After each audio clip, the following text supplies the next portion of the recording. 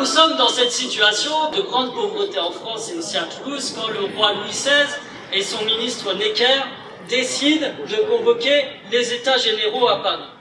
Surtout, ce qui se passe, c'est qu'on va demander aux gens de donner leurs revendications et leurs demandes dans des cahiers de doléances. Et alors, je me suis plongé un petit peu dans ce qui était demandé à l'époque à Toulouse dans les cahiers de doléances.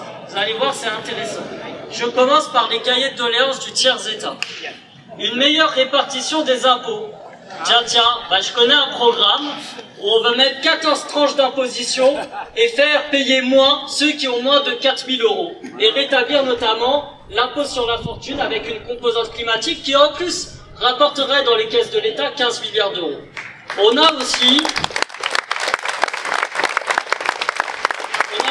l'abolition des lettres de cachet, donc là, et des prisons d'État. Et là, comment ne pas avoir une pensée aux militants Kanak qui sont aujourd'hui dans les geôles françaises et qui sont de véritables prisonniers politiques pour revendiquer le droit à la Kanaki. Évidemment, on pense à eux et à elles. Alors, je vais faire rapidement ensuite. On a suppression de la censure. On passe le bonjour à Guillaume Meurice. La suppression des péages. Bon, nous, on est pour la renationalisation des autoroutes. L'admission de tous les citoyens aux emplois civils et militaires. Alors là, on imagine que si Jordan Bardella avait été là, il aurait été mal. Lui qui ne voulait pas faire accéder à certains emplois les binationaux. Les droits du Parlement dans toute l'étendue de son ressort. Là, on a une pensée pour Emmanuel Macron qui a cru qu'il était Jupiter roi et qu'il pouvait s'exempter du résultat des urnes. Et puis, il y a les cahiers de doléances des femmes aussi, qui demandent l'égalité devant la loi pour les mariages et l'héritage, la création d'un impôt sur les produits de luxe, et les femmes domestiques, elles, demandent à être exemptées du pouvoir qu'ont sur elles leurs patrons qui souvent les maltraitent. Et ça fait écho encore à une lutte actuelle qui est celle des droits des femmes de manière générale, et c'est pourquoi dans notre programme, nous avons un grand plan contre les VSS à hauteur de 2,6 milliards d'euros, et que nous demandons et nous voulons appliquer l'égalité salariale entre les femmes et les hommes, qui, en plus de réparer une injustice, rapporterait dans les caisses de l'État pas moins de 15 milliards d'euros. Alors, nous avons toutes ces revendications du tiers-État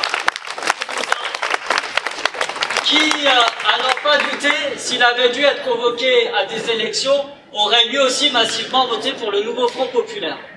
Il y a les revendications du tiers-État et il y a celles de la noblesse toulousaine. Alors, eux, c'est assez simple, c'est on veut préserver nos privilèges. Bon, c'est-à-dire les cadeaux fiscaux qu'on peut imaginer de l'époque et qui existent encore aujourd'hui, notamment le fait qu'on ne taxe pas les super profits sur les actions qu'ils ont, ou qu'on ne veut pas revenir sur la question de l'ISF. Et puis, il faut bien dire qu'aujourd'hui, même à Toulouse, nous avons des représentants de cette noblesse-là. Monsieur Moudak, finalement, c'est le représentant des notables et de la noblesse toulousaine. Quand il choisit d'exempter d'impôts locaux les grandes entreprises pour le faire payer ensuite à l'immense majorité des gens. Exemple, la facture d'eau prend plus 42%. Pourquoi ? Parce que Veolia, la grande multinationale, a un manque à gagner et que monsieur Moudak fait des courbettes devant les grandes multinationales pour compenser leur manque à gagner. Donc nous voyons que la situation passée est encore actuelle aujourd'hui et qu'il y a beaucoup à faire pour la rectifier. Alors, je vous passe sur les grands événements de la Révolution, mais je m'arrête rapidement sur l'un d'entre eux qui est la nuit du 4 août. Pourquoi ? Parce que après le 14 juillet à Paris, après le 22 juillet à Toulouse, il y a des élans et des révoltes populaires un petit peu partout en France. Du coup, la noblesse et la bourgeoisie est dans la peur et réclament l'apaisement, déjà à l'époque.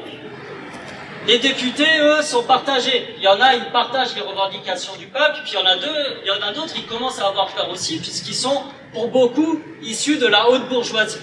Mais ils se réunissent cette nuit du 4 août et ils décident cela, c'est d'abolir les privilèges et de faire en sorte que tous les citoyens du pays aient les mêmes droits et soient à égalité de droits entre eux. Et c'est cette décision qui va créer l'apaisement dans le pays.